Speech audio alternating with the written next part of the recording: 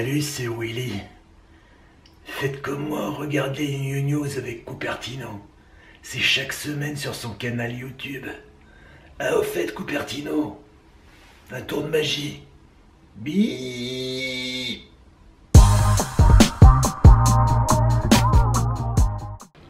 Facebook et la téléportation. Violon libre. Un thermomètre pour le FC Nantes. 1991 VG.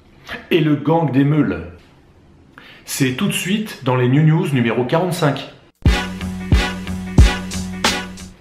Cette semaine, c'est Facebook qui fait le buzz.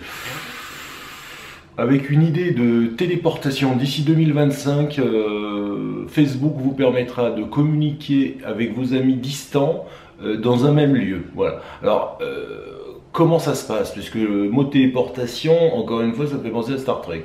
Voilà. Alors, nous retrouvons tout de suite Willy.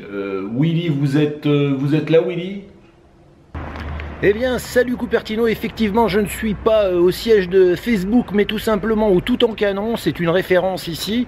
Et cette semaine, je voulais vous parler de Facebook qui nous permettra de nous téléporter, mais alors, téléporter à leur manière, puisqu'en fait, c'est tout simplement un système qui vous permettra de rejoindre vos amis distants partout dans le monde, dans un lieu unique grâce au casque virtuel, puisque nous savons que Facebook a racheté Oculus Rift et leur système va permettre de vous rejoindre avec vos amis où que vous soyez dans le monde, dans un lieu unique, un lieu qui vous permettra d'échanger, de parler, de rire, de discuter, enfin bref, vous choisirez vous-même le lieu et le style, c'est-à-dire le pays, l'endroit, par exemple le Toutankhamon si on veut.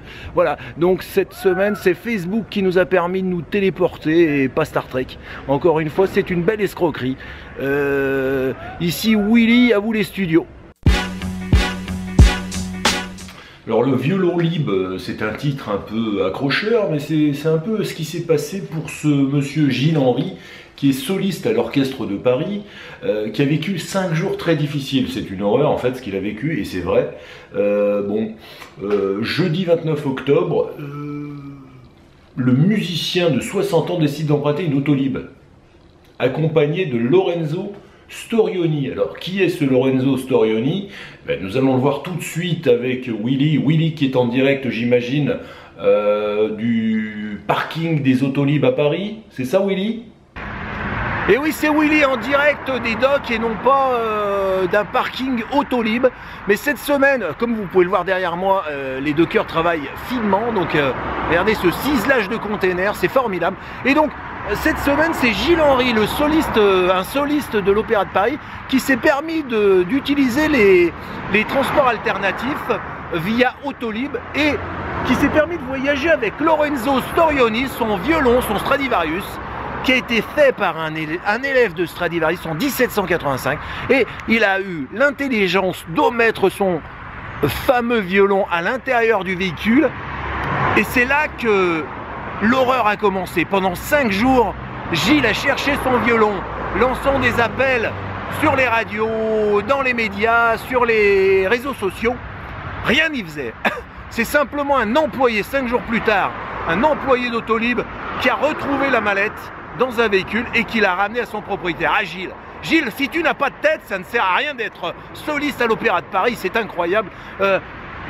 L'histoire se termine bien, puisque le violon, on va l'appeler Lorenzo, a été retrouvé 5 jours plus tard, sans dommage. À vous les studios, ici Willy, en direct des containers, des docks. Ah ouais, quand même.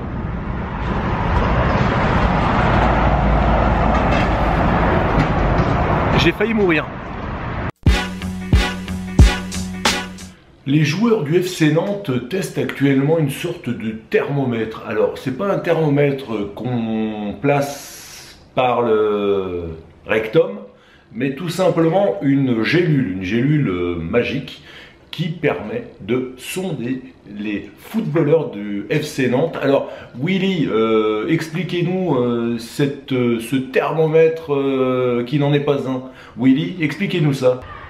Des joueurs du FC Nantes se sont vus introduire des thermomètres, mais pas par le biais habituel, mais plutôt par la bouche, puisqu'ils ont ingéré des gélules connectées qui permettent de mesurer la température du corps du joueur à 39 degrés pour certains joueurs. Ça a eu lieu en septembre dernier durant 2 matchs de la Ligue 1 du club à domicile. L'objectif était d'améliorer les prestations de ces joueurs et de comprendre le fonctionnement d'un joueur pendant un match. C'était Willy. À vous les studios, à vous Cupertino. Ah, une news comme je les aime, 1991 VG. Alors c'est pas le retour de Valéry Giscard d'Estaing, mais plutôt le nom d'un objet qui a été découvert en 1991, VG. Et donc VG, j'imagine que c'est le chercheur qui a donné ce nom, VG, ses initiales, j'imagine.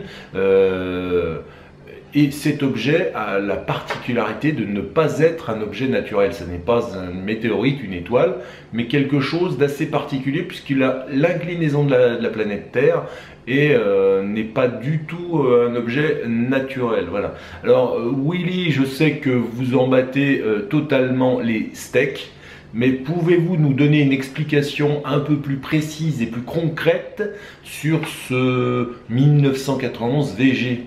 C'est à vous, Willy. Et oui, tout à fait, Cupertino, je me trouve dans le centre aérospatial de l'ESA pour vous parler de 1991 VG.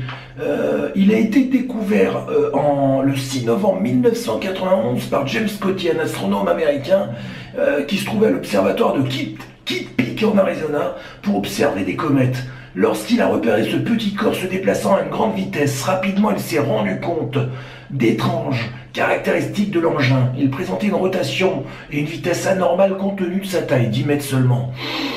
Il montrait aussi des fluctuations de luminosité habituelles. Intrigué, Scotty a continué à observer ce corps et s'est aperçu que l'engin se rapprochait de la Terre. Il serait près de la Terre en 2017 à seulement 450 000 km. C'est encore une étrange histoire que ce 1991 VG. Il est fort probable que c'est un morceau de fusée, comme l'indiquent certains chercheurs américains. Ça pourrait être une fusée américaine de 1969, enfin une partie de la fusée. Voilà pourquoi elle ne mesurait que 10 mètres et qu'elle aurait des fluctuations de lumière. C'est mon explication et je ne suis pas un scientifique. Ici, Willy en direct de l'ESA, à vous les studios. Une news comme je les aime, c'est le gang des Meules. Et en fait, ça s'est passé à Gouds-les-Huissiers, à 15 km de Pontarlier, dans la nuit du 1 au 2 novembre. Et ils ont fait un carnage, puisqu'en fait, c'est un gang qui s'attaque au fromage. Voilà. Aux meules de comté. Et Willy, vous êtes un spécialiste du comté, pouvez-vous nous conter cette histoire, cette mésaventure? Je voulais vous parler du gang des Meules. C'est un gang qui a sévi dans la nuit du 1er au 2 novembre dernier et qui a pris environ 4 tonnes de comté. Ça s'est passé à Gouds-les-Huissiers, à 15 km de Pontarlier, dans le département du Doubs. Montant du préjudice, environ 40 000 €. Pour accomplir leur méfait, la bande désormais connue sous le nom de gang des Meules, ils n'ont pas honte, n'a eu qu'à couper quelques fils barbelés qui entouraient la fromagerie et forcer la porte du bâtiment à coups de pied de biche. À l'intérieur du bâtiment où le comté est transformé et affiné, ils ont dérobé près de 4 tonnes de fromage au total. Un méfait commis en toute discrétion, comme d'habitude, les voisins n'ont rien entendu. Voilà une histoire qui se termine fort bien, ma foi.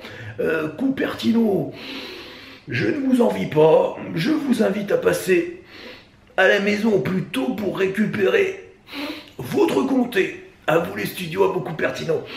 Ah, qu'est-ce qu'il est bon ce comté. Il est toujours meilleur quand il est gratuit. Ah, j'adore le comté. Cette odeur de pied, c'est formidable. À vous Cupertino. Je vous attends pour un bon repas avec du comté. Apportez le vin.